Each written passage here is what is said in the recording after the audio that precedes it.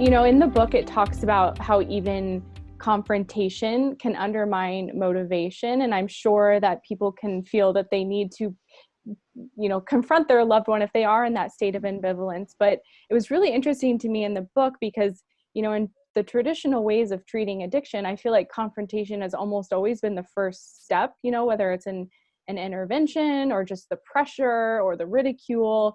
But in the book, you guys talk about how this can actually hinder progress and undermine their motivation to change. So would you be able to talk more about that and possibly how, I think people should honestly read the book because it's just a great resource, but what are some steps that someone can do when they're feeling that frustration at their loved one for using and using and using? Yeah, I think it's a really tempting, and it's tempting for a family member to think that, well, if they only understood how terrible this thing is that they're doing, if they understood it, if they really felt the weight of the downsides of the negative pieces of this, then they would change. And I think that to a degree, the whole treatment system is set up in that kind of a punitive frame of mind, that if you feel worse about your decisions and you're made to feel worse about your decisions, then you will, of course, make better decisions. But of course, that's really not rational. If you step back and think like, okay, we're thinking about trying to recover from substance use problems, and when we think about that as a big behavior change, then how would I feel making a big behavior change if somebody started attacking me or telling me what terrible decisions I'm making, or backing me into a corner of feeling like I've done this wrong and that wrong and the other thing? Well, I think most people can relate to how demoralizing that feels and how shame-inducing that is, and how being labeled as a flawed human basically is really not encouraging. I mean, if you think about any really impactful teacher that you had or mentor, the words that come to mind universally for people are words like supportive, encouraging, loving, somebody who really believed in me and believed in, my strengths and my abilities. And you don't, things like, words like punitive and angry and loud and yelling and demeaning, those are not words that come to mind. And yet somehow we think like this is the way that we're gonna like shove somebody hard enough that they really, realize the error of their ways. And it's just not true for most people. I mean, look, there are certainly people that come to me and say, give it to me straight, doc, like just tell me, like, I don't wanna, I don't want you to tiptoe around the issues. If you see something, like, I really need somebody to give it to me straight and, tell me really what I'm doing wrong. Or if they think that, I'm telling them BS, like, call it out. But the truth is that even for people who are explicitly asking for that, in practice, what I find is that's not really true. Like, people don't really want to be yelled at and, corrected in that way. It's sort of it fits with like the intervention HBO show or something, that's very dramatic. And I think our culture like has this love affair with like a dramatic change, like started raining and I just knew that, life had to change in this way. You know what I mean? Like there's this sense that it's so romantic to think that you could change in that way, and lightning strikes and we're off to a new world. It's just not like that for most people. Most people like make a change and then they go back to the old ways for a while, and then they make a change again, and then they start to think like, oh, maybe this is worth it after all. And like, people are nicer to me over here in this new way of behaving. And so, you know, maybe it's worth it. And then you know, like that's a much more realistic and common way of making big changes, is in that gradual sense. As romantic and exciting as it sounds to really like know the truth and be told, you know, no holds bar, this is the way it is, and you got to do this, and this is why, like, it's just not so much like that, really. Yeah, absolutely. You explained that really well. And I'm laughing over here just at the scenarios that are out there. It's true. um, so I want to ask you too, because I keep referring back to the book just because it is this wealth of knowledge. And there are kind of two things in here, because you're talking about, you know, encouraging the loved one to communicate in a positive or empowering way as opposed to a demeaning way. So that all sounds really nice in theory, but I know it can be really challenging for someone who is really fed up with their loved one who's been struggling. But you know, in the book, it talks about the positive communication, and it also talks about the importance of self-care and learning how to care for yourself as the loved one or even as a substance user. So can you talk a little bit about, you know, what that dance looks like when someone's learning to communicate in a more positive way, even in small ways, you know, not making those off the cuff comments that they know are insulting. So learning how to communicate in a positive way, but at the same time, you know, learning how to take care of yourself and realize you have boundaries and needs of your own. Yeah. Yeah. I think I'm glad you're raising that, because, um, you know, the effort that it takes to make a change on the family member's part, you know, if you're used to thinking about something in a particular way, you're used to communicating in a particular way, you're used to interacting in a particular way, it's really hard. It's really hard to make changes in those things. And you know, we often see a parallel between like what the person trying to make changes in their alcohol or substance use has to go through and what the family member might have to go through. And sometimes that parallel is helpful to point out or just recognize, because it helps the family member have some empathy for what their loved one is going through, and vice versa. So, you know, if I'm working with a family member and their loved one who's trying to stop drinking is in treatment with us, we often hear both sides of the story, and we can build empathy for each other through that work of really recognizing, okay, I'm learning how to do this differently, and it's hard. It's, you know, requires a lot of self-compassion. That, okay, there's a reason why I started behaving this way. It was because I was scared that my loved one was going to kill themselves or kill me, or, you know, endanger our lives in some specific or general way. And that makes sense to, like, you know, have strong emotions and be yelling, or, you know, trying to turn up the volume or turn up the heat on my loved one until they like really listened to me. And so there are really understandable reasons why I got into this pattern of behaving this way.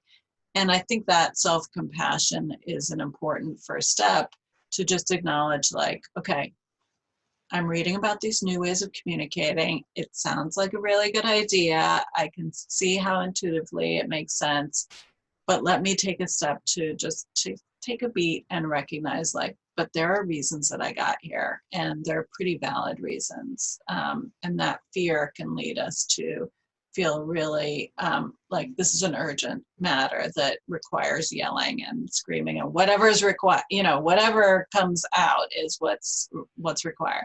So that, I think, is important, to just take that beat and have some compassion for yourself as a family member. And then the other piece is just to recognize, like, you know, you are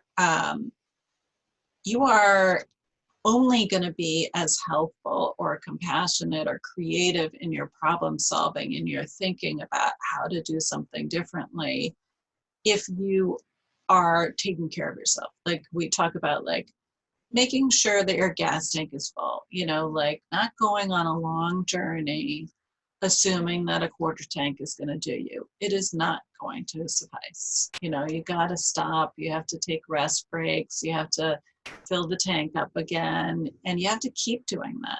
It's not like, oh, you know, I ate breakfast and so then I don't have to eat the rest of the day. Like that's actually not how it works. You have to keep filling your gas tank up. You have to keep noticing that your shoulders are really tense from, you know, dealing with stressful situations, and therefore I should be stretching, or therefore I should be taking a walk, or therefore I should be talking to my best friend because she helps me relax and feel better.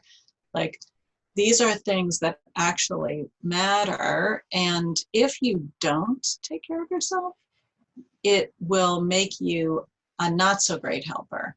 Like that's just if we're thinking about like what it takes to be the best, most efficient, most creative helping person.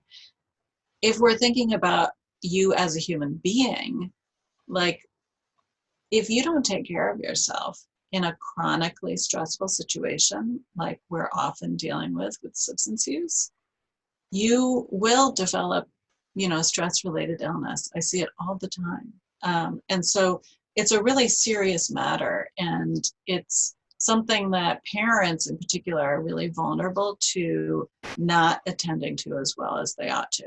Because, you know, that whatever that phrase is, like, I'm only as happy as my unhappiest child. Like, you just feel like, you know, I hear parents all the time telling me, well, let's just focus on getting him better, and then I'll do what I can to, you know, go to the doctor and take care of, you know, what vitamins I should be taking or whatever.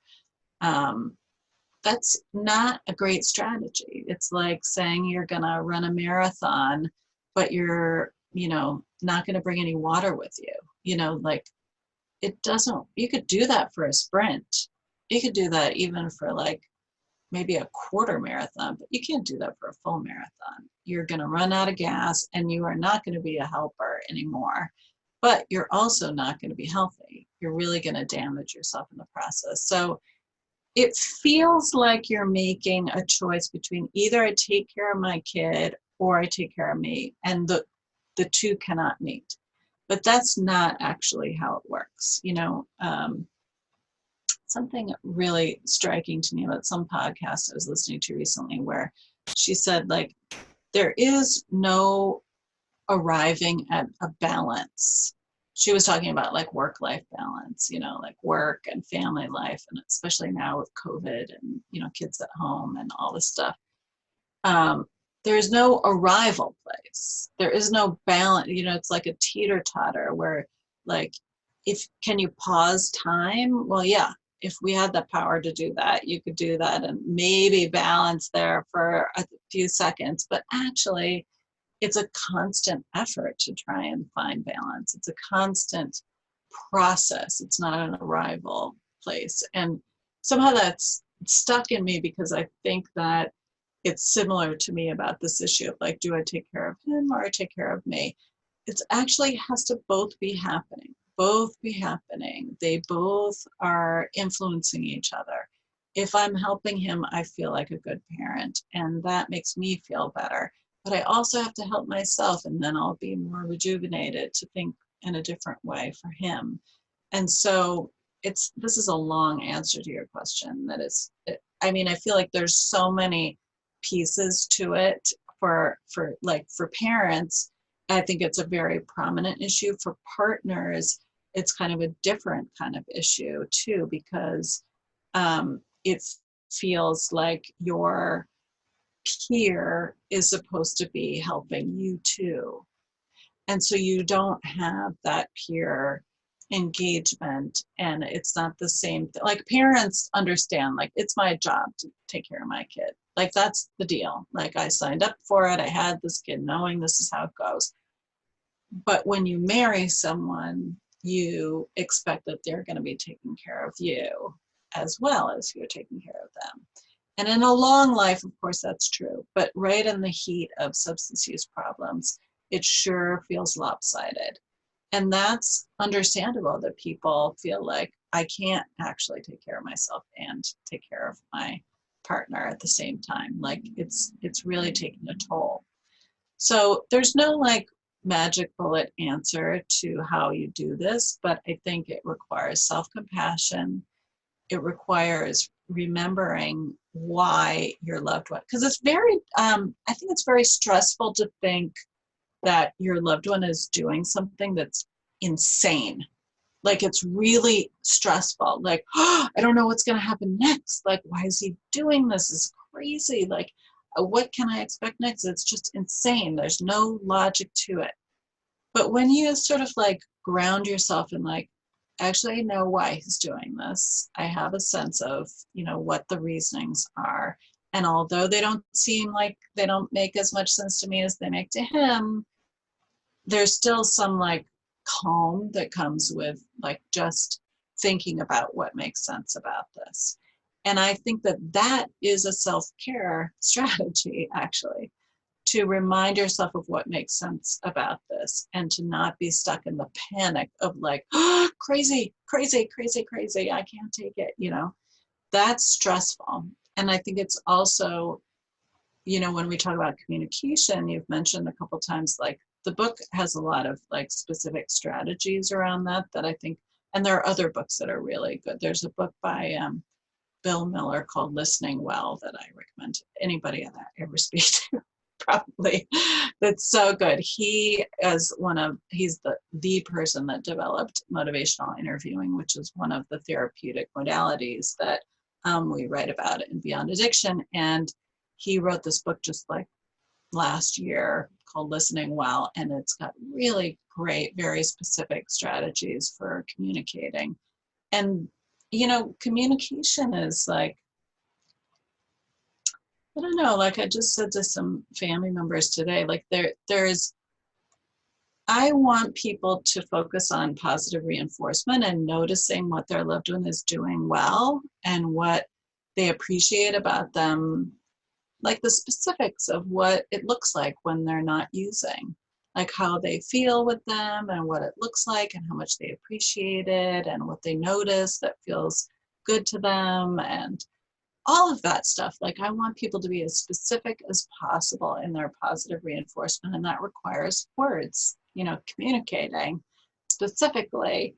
And that is helpful for the person themselves to realize, oh yeah, like I do this interacting with human beings better when I'm not using drugs or drinking. Like I am more present, I am happier, I am more connected. My parents, you know, like can engage with me. I don't argue as much. All that stuff is true. And getting the positive reinforcement for it is helpful to that person.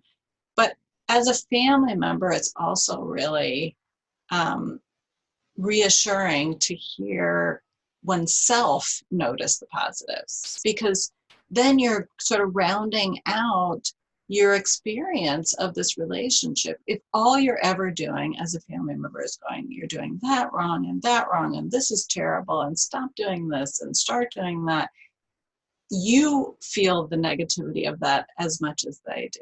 And so I think it's another piece of, it's not a huge piece, but it's another piece of self-care to push yourself to say something positive, not something made up, something real. It has to be real, that you really feel genuinely like that. I really appreciate when you did that or said that, or, you know, the look on your face when we were having that conversation really let me know that you were listening, and that felt really like I felt really cared for and appreciated that. That is helpful to me in noticing it, because it reminds me that there are really positive things about the relationship and about this person, and kind of rounds out the relationship in that, if that makes sense.